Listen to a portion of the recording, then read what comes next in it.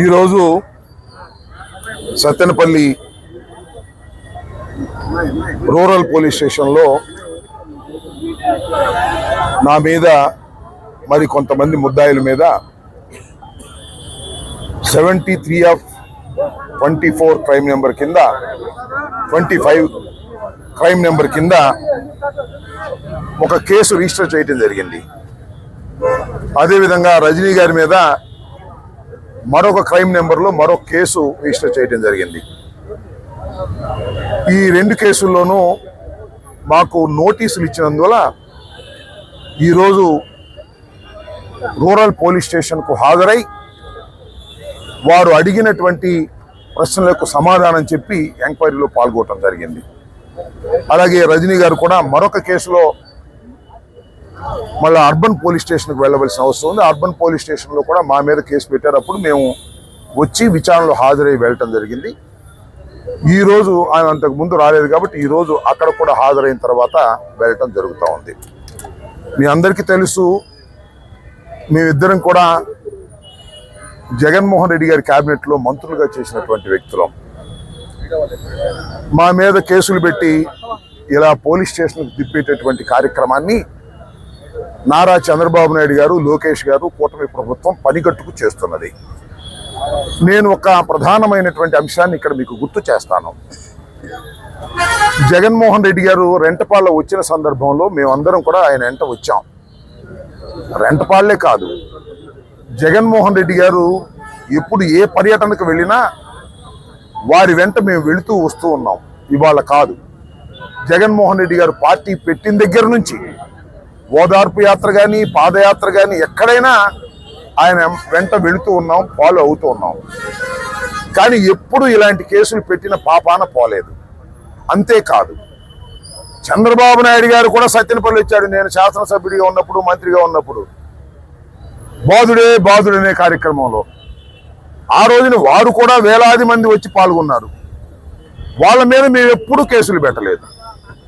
అలాగే యువగలం అని చెప్పి లోకేష్ గారు పాదయాత్రలో వచ్చాడు, అక్కడి నుంచి అటు తిరిగి వెళ్ళిపోయాడుకో, అప్పుడు కూడా మేము ఎవరి మీద కేసులు పెట్టలేదు.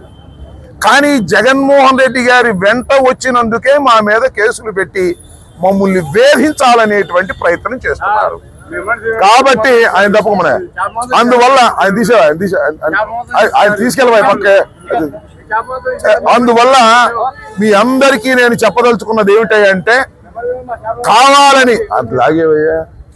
కావాలని మా మీద కక్షగట్టి కేసులు పెట్టి పోలీస్ స్టేషన్లకు తిప్పి కోర్టులకు తిప్పి మమ్మల్ని ఇబ్బంది పెట్టాలనే ప్రయత్నం ఈ కూటమి ప్రభుత్వం చేస్తున్నదనేది దీన్ని బట్టి అర్థమవుతున్నటువంటి అంశమని ఈ సందర్భంగా నేను చెప్పదలుచుకున్నాను. ఇవాళ మా మీద కేసులు పెట్టడమే కాదు, రాష్ట్రంలో వైఎస్ఆర్ కాంగ్రెస్ పార్టీకి చెందినటువంటి నాయకులు అందరి మీద కేసులు పెట్టాలి, లోపలయ్యాలి అనేటువంటి దృక్పథంతో ప్రయత్నం చేస్తూ ఉన్నారు. నిన్ననే మిథున్ రెడ్డి గారు పార్లమెంటు సభ్యుడైనటువంటి వ్యక్తి, ఆయన్ని కూడా అరెస్ట్ చేశారు, కోర్టులో పెట్టారు. ఆయన దించబోయే బాబు కోర్టులో పెట్టి పోలీస్ స్టేషన్ రాజమండ్రి సెంట్రల్ జైలుకి తరలించేటటువంటి కార్యక్రమం చేశారు. ఈ విధంగా కావాలని లేనిపోని కేసులు పెట్టి మమ్మల్ని వేధించాలనే ప్రయత్నం చేస్తున్నారనేది మీ అందరికీ స్పష్టంగా అర్థమవుతున్నటువంటి అంశం. కాబట్టి తీసేవా తాగి వచ్చాడు. కాబట్టి మీ అందరికీ మనవి చేసేది ఏమిటంటే, ప్రజలు అర్థం చేసుకోండి, ఏ విధంగా ఈ పరిపాలన సాగుతూ ఉన్నదో అర్థం చేసుకోవాల్సినటువంటి అవసరం ఉన్నది. ఇక్కడ మేము పరిపాలన చేసాం, మంత్రులుగా చేసాం. మీ అందరికీ గుర్తుండే ఉంటుంది, సంవత్సరం క్రితం దాకా ఇక్కడ మంత్రిగా వ్యవహరించాను. ఇవాళ సత్తెనపల్లిలో రాజకీయం ఎలా ఉందో నేను ప్రత్యేకంగా మీకు చెప్పాల్సిన అవసరం లేదు. ఇవాళ ఎవరండి ఇక్కడ శాసనసభ్యులు? శాసనసభ్యులుగా ఉన్నాయని ఎక్కడున్నాడు? ఒక ఆయన డిఫాక్టో శాసనసభ్యుడు ఇచ్చాడు, ఒక ఆయన రాజ్యాంగేతర శక్తి, ఆయన కాంట్రాక్టర్ డిఎన్ఆర్ అంట. ఆయన దగ్గరికి వెళ్ళి చేతులు కొట్టి ఉంచవలసి వస్తుంది. ఓట్లు వేసిందేమో ఎమ్మెల్యే గారికి, మీరు వెళ్ళి చేతులు కొట్టుకు నుంచున్నదేమో ఆ కాంట్రాక్టర్ దగ్గర. ఏందే నాకు అర్థం కాలేదు. ఓట్లు వేసిన వాళ్ళకి సిగ్గు లేదా అని అడుగుతా ఉన్నా. ఆ ఎమ్మెల్యే గారికి రాసి ఇచ్చేసాడు కాంట్రాక్ట్ మొత్తాన్ని. ఇవాళ వెళ్ళి అక్కడ కూర్చొని రాజకీయం చేసుకోవాల్సిన పరిస్థితి, చేతులు కొట్టుకుని ఆయన దగ్గరికి వెళ్ళాలి. ఆయన ఈ సత్తెనపల్లిలో ఉన్నటువంటి స్థలాలన్నీ ఆక్రమించుకుంటాడు. డిస్ప్యూట్లు ఉన్నాయి, దాన్ని ప్లాట్లు వేస్తాడు, అమ్ముతా ఉంటాడు. ఈ విధమైనటువంటి కార్యక్రమాలు ఇక్కడ జరుగుతూ ఉన్నాయి. లిక్కర్ స్కామ్ అంటున్నారు కదా, నేను ఒకటి మనవి చేస్తున్నా.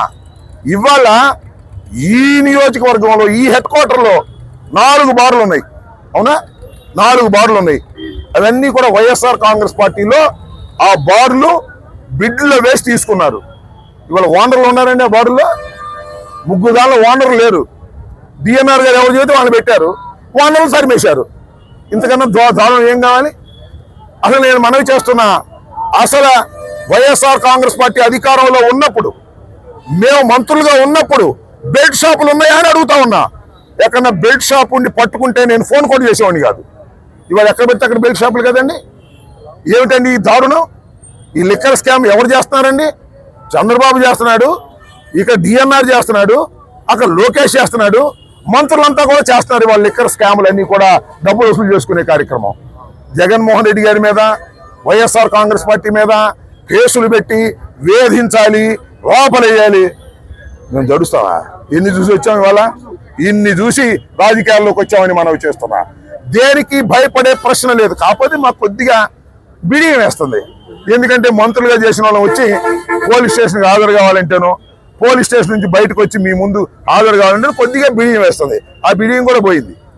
ఇంకా రెడీగా ఉన్నాం దేనికైనా. సెంట్రల్ జైలు పంపుతారా? పంపడం రెడీగా ఉన్నాం. కోర్టుకు పిలుస్తారా? రెడీగా ఉన్నాం.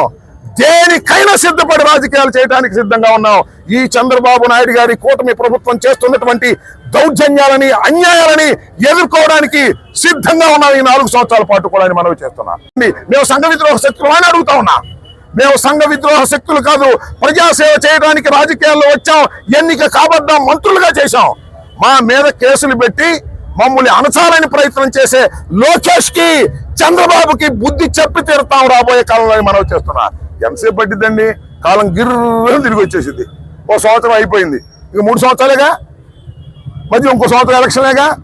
కాబట్టి కాలం గిర్రని తిరిగి వస్తుంది. ఇవాళ చంద్రబాబు నాయుడు గారు కూటమి ప్రభుత్వం చేస్తున్నటువంటి ఒక అన్యాయమైనటువంటి పరిపాలన, ఇది పోలీసు పరిపాలన, ఇది మిలిటరీ పరిపాలన లాగా ఉంది తప్ప మరొకటి కాదు. వీటన్నిటినీ ధైర్యంగా ఎదుర్కొంటామని కూడా మనవి చేస్తున్నా. రెంటపాళ్ళ జగన్మోహన్ రెడ్డి గారు వస్తే ఇన్ని 100 మంది మీద కేసు పెడతారని నాకు అర్థం కాలేదు. రెడీగా ఉన్నాం మేము. ప్రతి వాయిదాకు వస్తాం. సత్యనపల్లి మీ అందరికీ అండగా ఉంటాం. 103 పెట్టారు, 113 మందిని పెట్టారు, ఇంకా కొంతమందిని కూడా పెడతారు. ఇప్పుడు 7 పెట్టారు, ఇంకా కొంతమందిని పెడతారు. భార్గవ్ దీనిలో ఉన్నాడు, అప్పిరెడ్డి దీనిలో ఉన్నాడు, మేడం గారు దీనిలో ఉన్నారు. అందరు బోల్డ్ మంది నాయకులందరినీ దీనిలో పెట్టారు. రోజు వాయిదాకి వస్తాం, మిమ్మల్ని అందరినీ కలుసుకుంటాం, మీకు ధైర్యం చెబుతాం. మీరు మాకు ధైర్యం, మేము మీకు ధైర్యం. కలిసికట్టుగా ముందుకు వెళదాం. ఈ దుష్ట పరిపాలన అంతం చేసేందుకు ఇవాళ నుంచి సమిష్టిగా కృషి చేద్దామని ఈ సందర్భంగా నేను చెప్పదలుచుకున్నాను.